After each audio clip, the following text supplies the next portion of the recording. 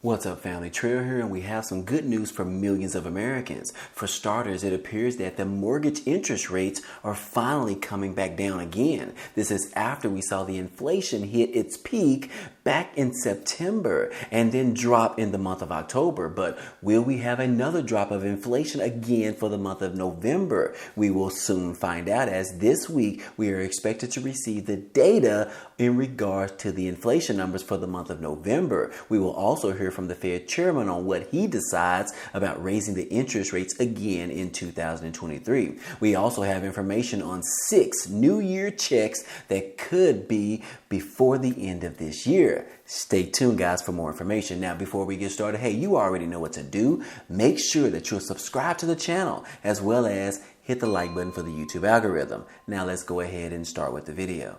Starting off with the mortgage rates are falling down. This is some good news, as we just received information in regards to the United States average fixed 30-year mortgage rates. And if you look at this particular chart, you can see that we sort of peaked around the earlier part of November, hitting above 7% for mortgage rates. But now we have pulled back to around 6.3%. Now, I know this is not what we've seen earlier this year in regards to the rates being around 3%, but the good news is that the rates have actually come down just a little bit. Now, whether or not they will continue to come down, we just don't know as of yet. But this week, guys, we are expected to receive information in regards to the inflation information. Yes, guys, this is the data in regards to whether or not the high inflation that we have been dealing with is actually coming back down. Yes, guys, we should receive this information, I believe, on Wednesday, in which we are going to find out the exact inflation percentage numbers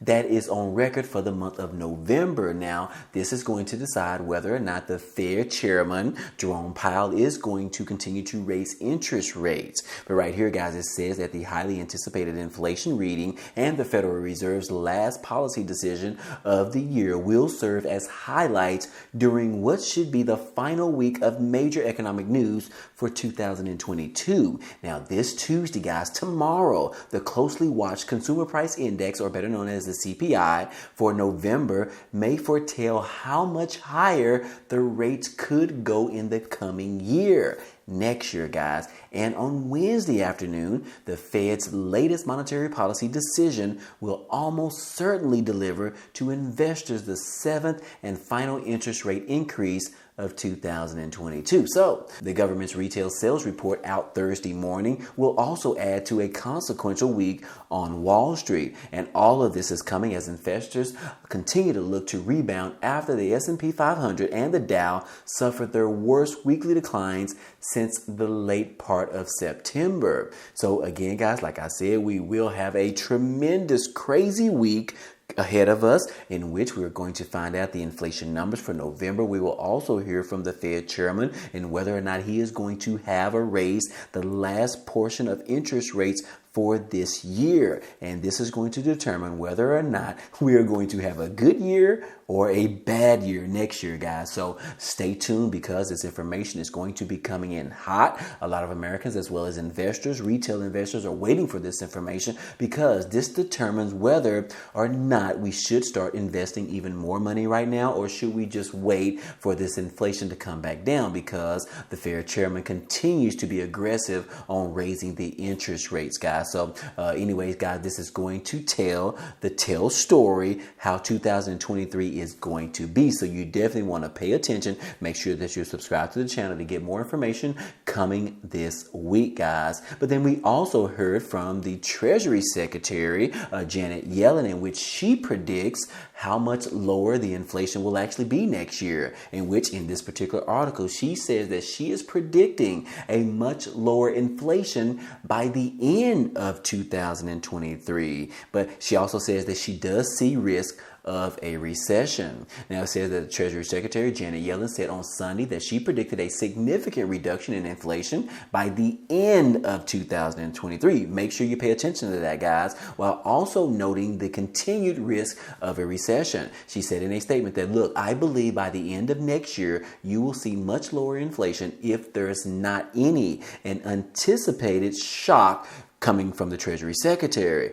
Also, she said that, look, I am very hopeful that the labor market will remain quite healthy so that people can feel good about their finances and their personal economic situation. Yellen also said that there was a risk of an economic recession, though she noted how the country currently has a healthy banking system and a healthy business and household sector. There is a risk of a recession, she said, but it certainly isn't, in my view, something that is necessary to bring inflation back down again. So guys, these are the particular remarks coming from Janet Yellen, and this is coming after the Producer Price Index, or better known as the PPI, which measures the cost of products before they hit shelves, rose to around 7.4% last month of November and 0.3% rise from the previous month. So guys, again, I don't know if you want to take this with a grain of salt, but we will find out exactly what is going on by receiving the new inflation numbers sometime today or tomorrow. And then guys, finding out whether the Federal Reserve Chairman Jerome Powell is going to raise interest rates one more time before the year is over. So again, guys, like I said, pay attention, and then we'll decide whether or not we are ready to invest more money or if we would have just sit on our hands until this is all over. I'll keep you guys posted as usual. In other news, guys, we did find out on Friday morning in which the WNBA player Brittany Greiner officially landed on U.S. ground. I believe that was in San Antonio during a prisoner swap with Russia. This is some good news, as she was pretty much wrongly accused in regards to sentencing to 9 years because she had some vapor products in her bag while she was traveling back to Russia to play for her the Russian team, in which, guys, she has been in jail since the earlier part of the year, around January or February. But guys, they ended up swapping her for one of Russia's top individuals, which was a arms dealer. A lot of people are upset about this because they feel like they should have brought back Paul Whelan instead of the WNBA player Brittany Greiner. So guys, I know there is some controversy there, but President Biden had a great statement. He said, look, I tried to get both of them, but in the end, the Russian president pretty much said no. So again, guys, we also heard from the negotiator from Brittany Greiner, in which he also thought that this was going to be a two swapping for two as well. But in the end, it looks like the decision was made at the last minute, and Putin, the president of Russia, said that it was only going to be a 1-for-1, in which they had to go ahead and take what they were dealt with in regards to this particular crucial situation, if you will. So again, guys, yes, I believe that Paul Whelan should be coming back home. However, his situation is a little more trickier than Brittany Greiner, and that is because he was convicted, or necessarily what Russia said that he was doing was pretty much espionage. So that particular is a little bit different from the WNBA players having vapors in their particular bag. So anyways, guys, I do not agree with any of it. I believe that both of them should be able to come back home, but I'm sure, being the president, whether it's President Biden or the former president, President Trump, I'm sure that either way it is a very, very significant and challenging situation to deal with as the president. But anyways, guys, the good news is that one person has come home, and we'll just continue to work on the other person, Paul Whelan, to get back home as well. He has been over there for about 4 years as of now. But we did hear from the former president, in which he has been criticizing President Biden for bringing back Brittany Greiner instead of Paul Whelan, in which Paul Whelan's brother stood up and spoke in regards to the remarks from the former President Trump, in which Paul Whelan's brother ended up slamming the former President Trump after the prisoner swap criticism. Yes, guys, the brother of the former Marine, Paul Whelan, who has been in prison in Russia for nearly 4 years, slammed the former President Donald Trump on Friday after Trump criticized the Biden administration for the deal that it struck to free the WNBA player. But David Whelan, which is the brother of Paul Whelan, said in a post on Twitter, he said that, look, that Trump seems to have mentioned his brother's wrongful detention more in the past 24 hours than he did during the last 2 years of his presidency, in which Whelan was in prison. He said, look, to be honest, guys, I don't suggest he cares now any more than he did during his presidency, which was pretty much zero. Yes, guys, that is the exact statement from the brother of Paul Whelan, in which it doesn't sound like he is a big fan of the former President Trump, but he did say that even though Trump is really talking about his brother right now and saying a lot of information in the last 24 to 48 hours, he really didn't say much while he was the president, in which he could have done more at that particular time. So, guys, again, depending on what side you're on the aisle, Republicans or the Democrats, it doesn't matter. Either way it goes, we know that both of these individuals do not need to remain in prison in Russia. They do need to be removed and coming back to the United States. But anyways, guys, we saw right here where Trump also said that he actually turned down a deal to release Paul Whelan in a swap with Russia while he was the president.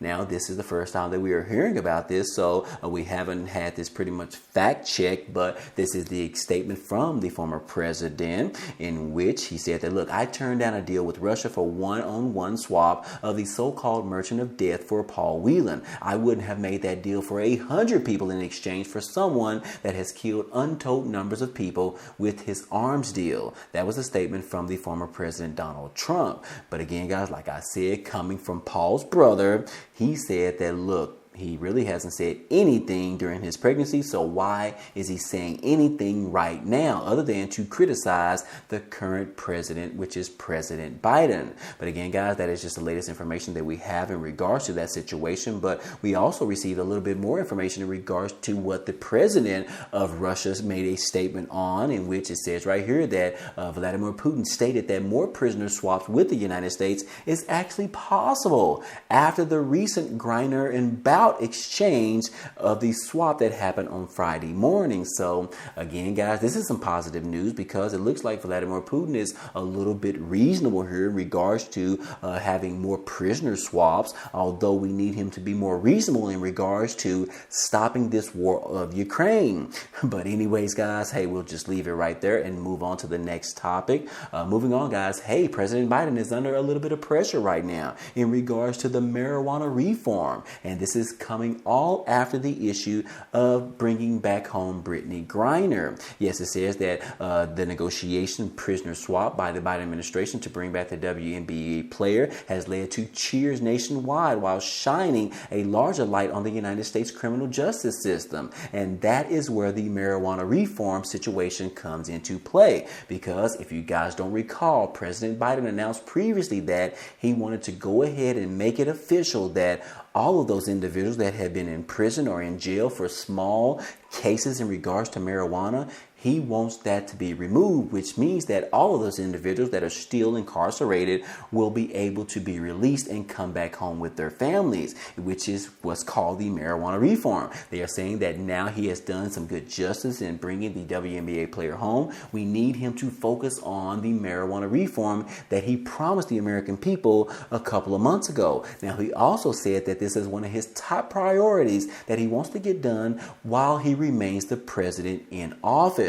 So that means, guys, he has around 2 more years to get this thing done. And whether or not he will be successful, we still don't know yet, guys. But it is a very good effort that I will say is good that he is trying to do. I believe that those individuals that have been charged of small cases of marijuana, I believe that those things should be wiped away clean. What do you guys think about this? Do you agree with this statement? Let me know down below in the comment section, guys. I'm curious to see how you feel about the marijuana reform by the Biden administration. But anyways, guys, last but not least, we do have a bit of good information in regards to around 6 New Year checks or stimulus checks that could be coming before the end of this year. And those could be worth between $300 and $1,500. As you can see right here on the screen, guys, it says that 6 New Year stimulus checks and direct payments worth $300 to $1,500 are still available. Find out if you are eligible. Now, it does say that millions of cash-strapped Americans are set to receive a payment worth up to $1,500 next year. Relief checks and rebates are being rolled out in the states such as California, Colorado, Idaho, and South Carolina. And millions of homeowners in New Jersey and Pennsylvania are also set to receive property rebates into the new year. Now, again, the first state that we have on the list is California, in which more than 20 million Californians are expected to get a rebate worth between $200 and $1,050 by January of 2023. We also have Colorado is on the list, and Americans that filed their Colorado state tax return by October the 17th are also in line to pocket it a rebate worth up to $750, or for joint filers receiving around $1,500. And then we have the state of Idaho, approximately around 880,000 rebates worth up to $600 will be sent out across Idaho by the end of March of 2023. And then we have the state of New Jersey, in which millions of New Jerseyans have until January the 31st of next year to apply